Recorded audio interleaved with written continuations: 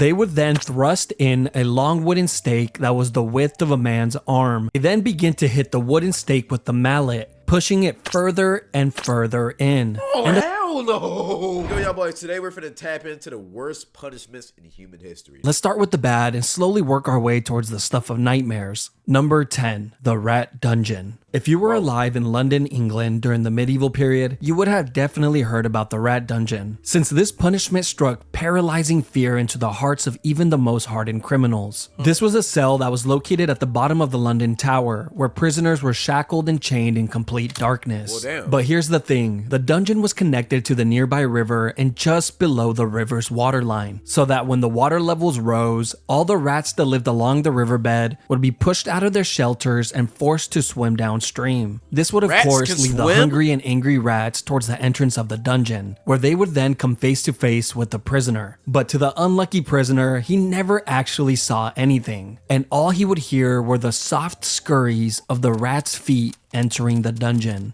Oh, hell no! I'm not finna lie, I'm deleting myself. And in a matter of minutes, these soft noises were in the hundreds and all around him. These angry and aggressive rats would then begin to take small bites from the prisoner, who had no way of defending himself. Bro, no, that's my worst fear, bro. Now, he might be able to shake the rats off for a few hours, but eventually the prisoner would pass out from pure exhaustion. And while he slept, the rats would continue to take bites from his flesh. Eventually, when he would wake up, he would discover hundreds of bites throughout his entire body. But it didn't stop there. The prisoner was left here for days or weeks on end, depending on his crime. But towards the end of the medieval period, this form of punishment just got more and more deranged, eventually becoming a form of execution, where prisoners would just be thrown in the dungeon and forgotten about. Number 9, the rack. This was yet another punishment that took place in the London Tower. The rack was a torture device that was used in many places throughout history. This form of punishment was originally designed for getting a confession, usually from criminals, slaves, or prisoners of war. The device looked like a large ladder, but instead of secure steps, it would actually rotate like a rolling pin. You see, when a prisoner was placed on the rack, he would have his feet and wrists tied to a ratchet pulley system, where two legal officials would slowly tighten the ropes and locking them in place, placing an increasing amount of strain on the prisoner's shoulders, hips, knees, and elbows with every single turn.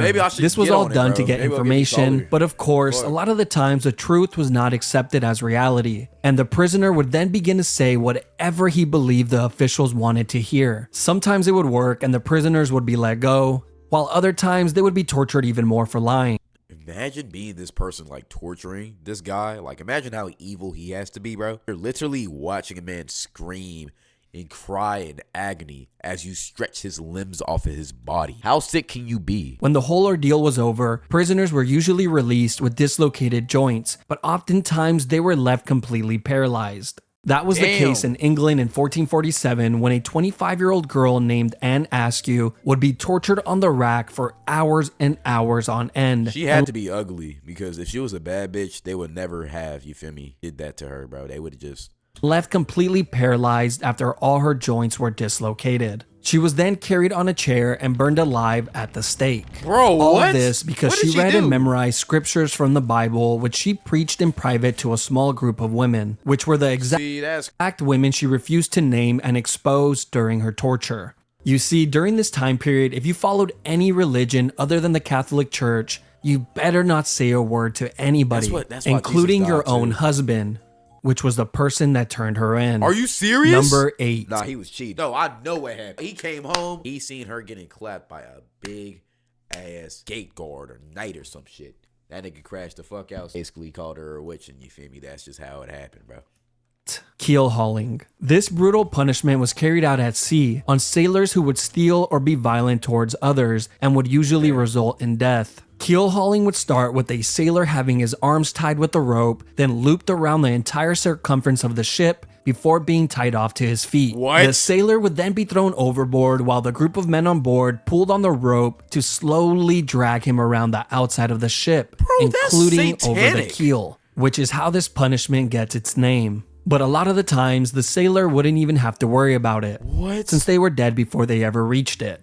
Kinda. That's satanic. Just depends on how hard the guys on the rope feel like working that day. That's crazy. Not only would the sailors be drowning and getting their backs and necks broken on the keel, they were also getting sliced apart like a cheese grater by all the sharp barnacles on the outside of the ship. That is true, bro. And then they were getting sliced apart, and then like the barnacles, they got bacteria and shit. That's torture, bro. But if by some miracle a sailor actually happens to make it all the way around the ship without dying, one of three things will happen. 1. He would be sent for round 2, and for sure be dead by then. Wow. 2. Be freed and allowed back on the ship, where he would then slowly die to infections. Yeah. Or 3. Live the rest of his life single and being made fun of, since he was now fully covered in scars from head to toe. Yeah, I'd rather just die. I ain't gonna lie. I tried it. If I ever tried to get one of the bad maidens in the horror's houses and shit, and man, I ain't gonna lie, they finna charge me like $10,000 just to hit, bro. I couldn't even hit them. Round 2 is crazy though, bro. What? Number 7, crushed by elephants. Bro, come on, bro. like what? Now we are getting to the part of the list where living is no longer an option. This form of punishment has been used by many countries throughout history, but was most recently used by India in the 19th century. Of course they would, which is really not that long ago if you really think about it. Like, your great-grandma could have witnessed one of these. That's What crazy. type of crimes would you have to commit to be crushed by an elephant, you might ask? Well, so sad on them. If you Chill, failed to pay your Alex. taxes. That was good enough. And of course, stealing or being an enemy soldier was also a great way to become a tortilla. But the most disturbing case in history was when the 4th Mughal Emperor of India ordered an enormous amount of criminals to be crushed to death in a single day, simply because he was bored and needed some entertainment. The guy who forgot to pay his taxes, crushed. The man who stole an apple from the local market, crushed. The little orphan who jaywalked across the street, crushed. The man who murdered his neighbor and added his remains to a large pot of tomato soup, then fed that soup to his family and watched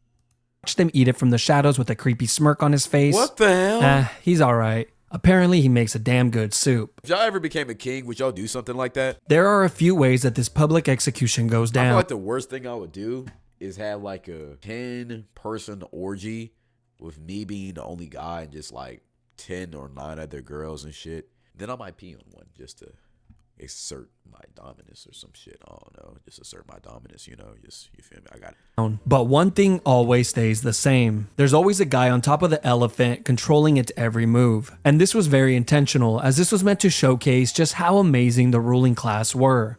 I mean, look at them. They can control an elephant. Now be impressed.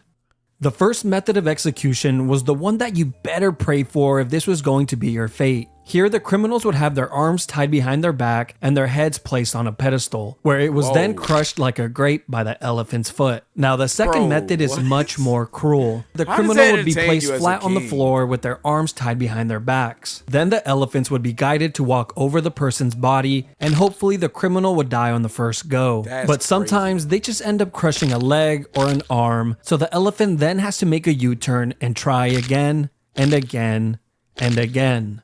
The final and worst way is when a highly trained elephant was guided to slowly crush the person limb by limb. They would first crush the arms, then the legs, and then poke holes in them with the tusk until eventually dealing the final blow to the head or torso. This is the more theatrical route that rulers like the 4th Mughal love to take, and made for a truly traumatizing experience for everyone. Yeah, all of those rulers are playing dice with fucking King Vaughn in them, bro. Like, they are not seeing the pearly gates, bro. What the hell? Except for the 4th Mughal. He loved it. Number 6. That's crazy. Impalement. Probably one of the grossest and most cruel forms of punishment on the list. This has been used by a few countries throughout history, but was most recently used in Egypt in the 17th century, usually against criminals that were highway robbers, grave thieves, or anyone who would try and start a rebellion. This punishment would start by having a criminal lay flat on their stomachs with their arms tied behind their back. They would then be sliced open with a razor to increase the size of their back door. And as soon as that incision was made, the cut would be lathered with paste to instantly stop the blood. They would then thrust in a long wooden stake that was the width of a man's arm, which was sharply tapered on one end. They then begin to hit the wooden stake with the mallet, pushing it further and further in. Oh, hell no! No! No! No! No, bro. Nah, come on, bro. Yo, come on, bro. One thing to open up your cheeks, but to then get a hammer and hammer that shit in, and then y'all will put lube on my bleeding asshole just so it repairs itself, just to then go back and thrash it. This sounds like a Diddy ritual or some shit, bro. I'm not finna lie. Of course, the steak was greased up beforehand to make this process a lot smoother. And once the steak has popped out of the criminal's shoulder, head, or mouth, they were pretty much long gone. He is then planted next to a busy road, like a Halloween decoration.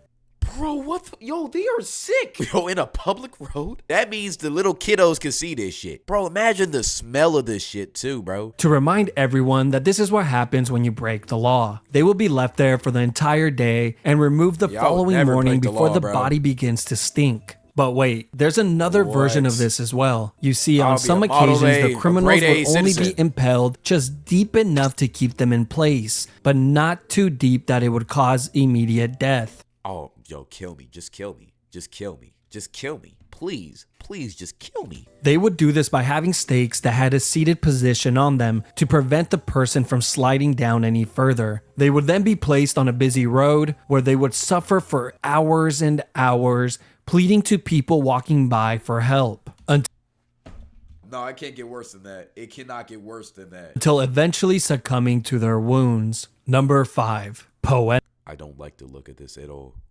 At all. Cullei. Poena cullei is Latin for penalty of the sack. And that's exactly what it was, just a lot more terrifying and cruel. This was an exclusive punishment for anyone that would murder their own family members. This was first seen in the 2nd century in Rome, but would later be used by the Germans in the 18th century. This all begins with a convicted murderer being placed in— Who came up with these?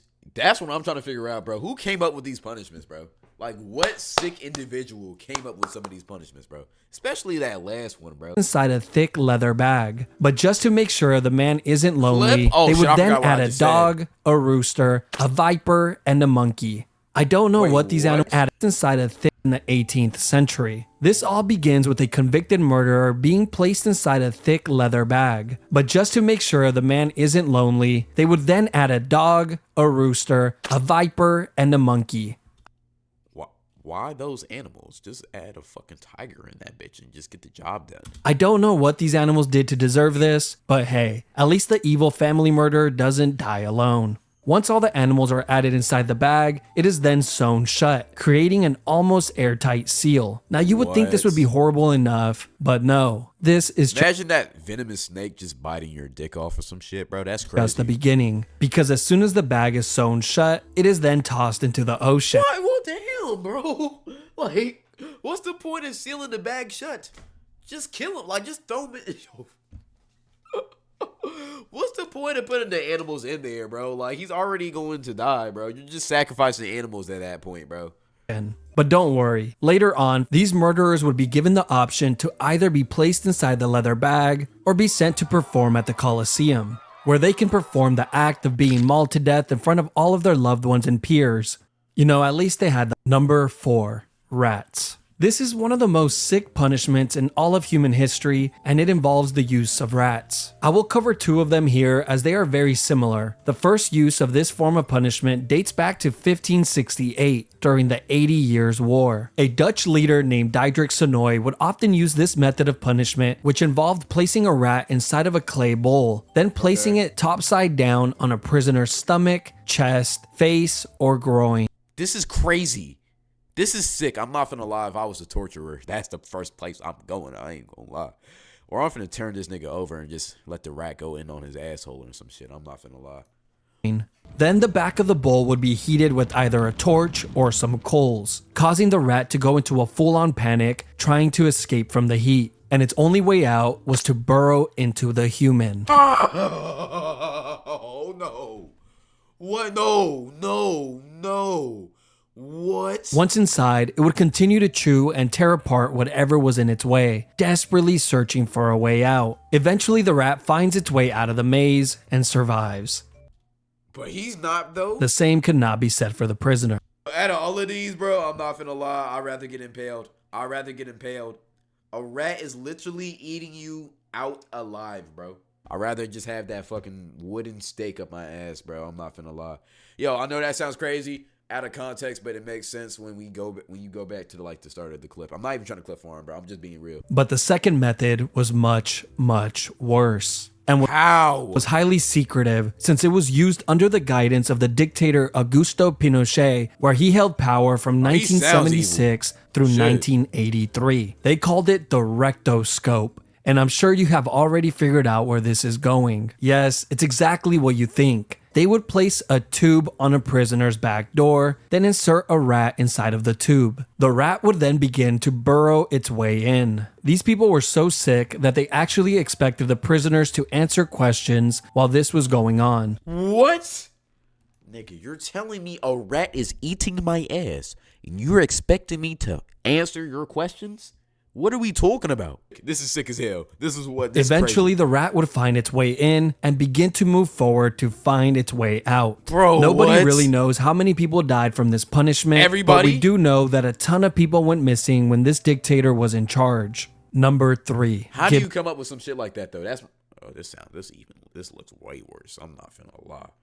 The last known use was in the early 1900s in Afghanistan. This all came to light in 1921 when the National Geographic published this image in their magazine. This was also used in the United States from time to time during the 17th and 18th century. One notable probably for slaves, I'm already knowing. Example was in Boston, Massachusetts, where a few pirates were hung at the Boston Harbor, which served as a warning to any sailors that were approaching Boston. Whoa. Now let's talk about England, since they love this form of punishment so much. In England, this was used on traitors, murderers, pirates, and thieves. But after the year 1752, the Murder Act was passed, which required that all convicted murderers must be put to death by being publicly dissected or by gibbeting of some sort. Publicly dissected? And over 134 confirmed people met this fate. The most common form of gibbeting were actually cages, and they looked like this. This is so wicked. It was an all-steel cage that was shaped tightly to the form of a human body, which was so tight that it would not allow the person inside to move. They were then hung 30 feet or more off the floor, usually on a public road or waterhole, to ensure that the most amount of people could witness this monstrosity. But I can only assume this was more annoying than anything, since every time you get thirsty and needed to fill up your container of water, you would have to deal with the dying man begging you for a sip.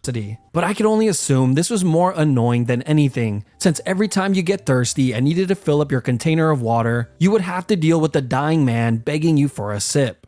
Over here! But the annoyance and torture of the public didn't stop there, because after the criminals would die in the cages, the body would be left inside to rot for years and years on end. Years? No, they're sick. They are sick. They are sick. Who comes up with this shit, bro? The locals complaining that the smell of death was so pungent that they couldn't even sleep at night. There's even been reports that some human remains stayed inside of these cages for over 20 years before a government official would finally remember to clean it out.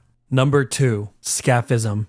Oh, God. This was a form of punishment that was used by the ancient Persian Empire on anyone that would be convicted of murder. First, the criminal would be placed inside of a boat on their backs and tied down. The boat had 4 holes cut out so that the person's arms and legs would be outside of the boat and in the water. They were then force-fed large quantities of honey and milk until their stomachs were visibly full. They would then proceed to lather their entire body with the milk and honey as well. After all these steps were completed, he was then pushed out to the middle of the lake where he was completely exposed to the heat of the sun. But the sun would soon become the least of his worries. You see, the reason they fed him milk and honey was not because it was a great last meal, but because this combination causes the person to get extreme diarrhea. Which mixed with the sweet honey attracts rodents, bugs, wasps, bees, flies, and whatever other animals live near the lake. After being tormented by the animals throughout the entire night, you would think that the daytime maybe gets a little better. No, because as soon as the sun rises the following day, the person inside of the boat gets another gigantic meal of milk and honey and an additional lathering. This would tell me you are shitting yourself on this boat while rats, gnats, and whatever creatures out there are eating you alive. But not only that, your hands are in the water, bitch. So your hands are probably getting nibbled on by sharks and fucking fish and all of that whatnot. This is insane. Would be done on a daily basis to prolong the punishment for as long as possible. It was also well documented that the rodents would continuously attempt to burrow inside of the person through their back door. They were probably trying to get a head start on their next meal.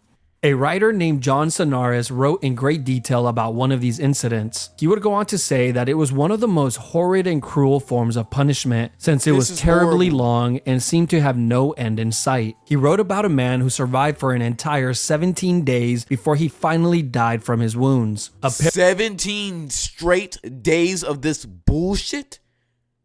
I'd rather they just kill me. I'd rather you cut my dick off and just let me bleed out that way, bro. This is insane. Literally getting eaten alive repeatedly. But you can't die because you're well nourished and fed. Apparently, the man spent his last few days with his entire face completely covered with wasps. What did he do to deserve that punishment, bro? Did he fuck the king's wife or some shit, bro? What did he do? And his flesh rotting away, filled with swarms of parasites and worms, all while being covered in his own filth. Number 1. The oubliette. Oubliette simply means to forget in French. This was a punishment that was used in many places throughout history, including in the London Tower, which had a small and confined room called Little Ease. Not only was this room pitch black, it was also so small that prisoners could not sit, stand, or lay down while inside it. Oh, that uncomfortable torture is the most... Bro, that uncomfortable torture is... Ugh. I know that was bad. And they would be left in this uncomfortable position for days on end. One of the most famous oubliettes is not the one in the London Tower, but in the neighboring district of Warwick, inside of Warwick Castle. Here, deep underground in the castle's dungeons, is a very small and narrow cell, completely made of stone, which has a metal door to close it shut. Prisoners were tossed inside of the cell and forgotten about, as the name implies. The prisoner would just have to sit there and wait for their inevitable death, which usually came in a few days from dehydration or starvation. Now, of course, this would be the best case scenario. That doesn't seem... Okay, that's bad, right? But compared to getting eaten alive in rats eating away at my asshole, that doesn't seem as bad. It just sounds uncomfortable, bro. I ain't gonna lie. There has to be a catch. Because in reality, most of the time, there would already be a rotting corpse inside of the cell. What?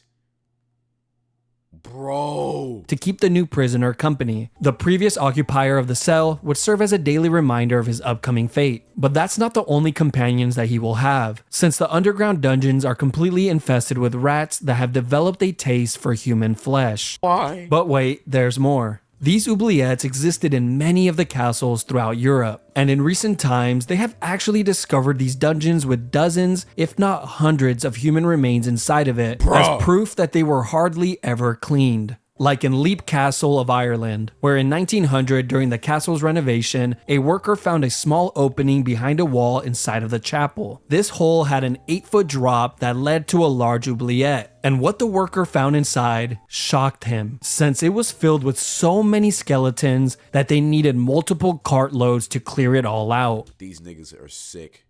Them niggas are sick.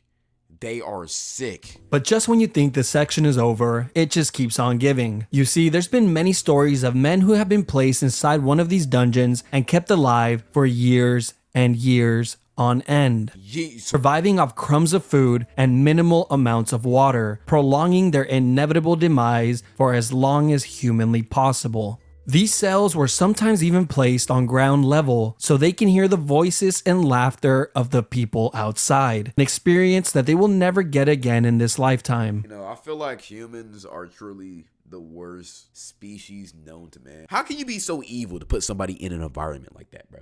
Help me, like, just kill me, bro. Yeah, I don't think this is the worst one, though. I feel like number 2 is for sure I ain't gonna lie, the second one is for sure the worst one, for sure. I'm not finna lie. I feel like impalement would be the most painful one, for sure.